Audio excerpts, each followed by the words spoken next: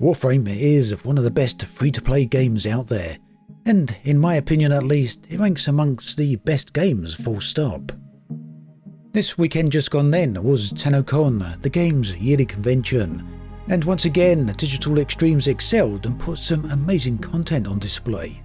The footage you see on screen right now is from A New War, the huge upcoming expansion due for release later this year.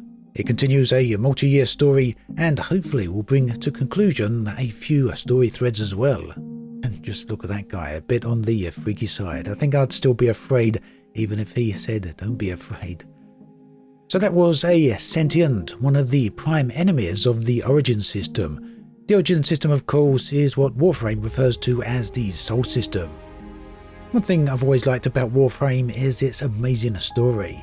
This really does hook you in, it's got some amazing plot points, it's got some amazing twists, and this is something that's sure to continue with A New War. So whether or not you're actually a player of Warframe, one thing you'll probably be aware of is that the players actually control a Warframe. The New War changes all this. For the first time, you actually get to play a completely different character. Right here is a Grineer soldier by the name of Carl 175. These typically Grineer soldiers are the enemies of the Warframes of the Tennocon, and that in turn means you're basically seeing everything from the opposite side of the conflict. It's also an aspect that really does highlight just how much care and attention, as well as effort and, well, expense I guess, that Digital Extremes put into Warframe. The cinematics here are great, and I'd argue that the cinematics here, as well as the visuals, the story and all the rest of it, easily rival premium games. It's just one of the many aspects that makes Warframe stand out. And if you're wondering about all of this, I have made a video on why you should play Warframe. I made that back in 2019. I'll link it up there on the video top right corner right now. Do check it out. It goes into some depth as to all the depth available in this game. Well worth checking out. Now, in addition to A New War, the expansion coming later this year, another big change coming to Warframe is both crossplay as well as cross-save. Now currently the game is available on all major gaming platforms, so that's PC, the PlayStation 4, PlayStation 5, the Xbox One, the Xbox Series, and of course the Switch as well. Now the ability to have a cross-save here is a huge addition and really shouldn't be underestimated.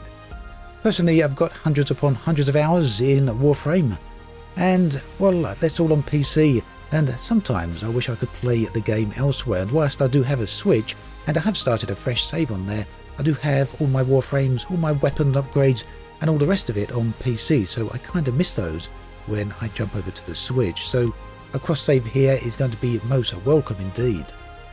Crossplay is also going to be very welcome, I'm sure, to Switch players specifically, who, whilst they do have a pretty big audience, certainly isn't as big as the PC audience or the console audience.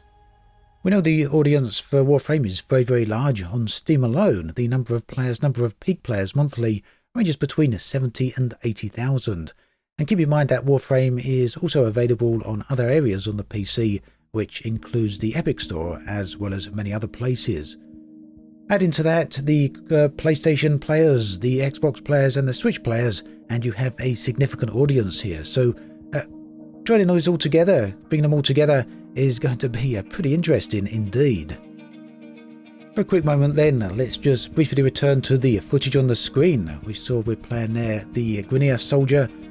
The game then turns over to another perspective, so it really is going to shake things up. That's two perspectives right here, and later players will get access to Tennocon, a long-time NPC ally of the player.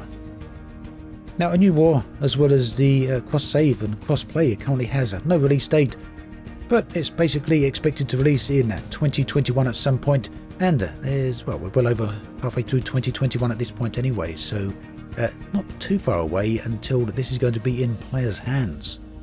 Another thing you'll probably notice already is that Veso is, well, he handles quite different to the Grineer dude just a few moments ago. That's also going to bring some interesting changes and interesting aspects to the way things play out here. Each character plays quite differently. Now, I know quite a lot of you are fans of space games. I do consider Warframe to be a space game, not only because it's set in a space sci-fi environment, but also because you do get full access to a spaceship at one point in the game. This is called a Railjack. They released a few years ago. It weren't basically overly well received, but Digital Extremes have improved the gameplay surrounding them over time, so it's definitely a nice addition to the game and keeps a nice firmer space aspect to this particular game. Anyway, as always, Warframe is well worth checking out, so if you've not tried it yet, do give it a go. As always, thanks for watching, and I'll catch you guys and girls next time.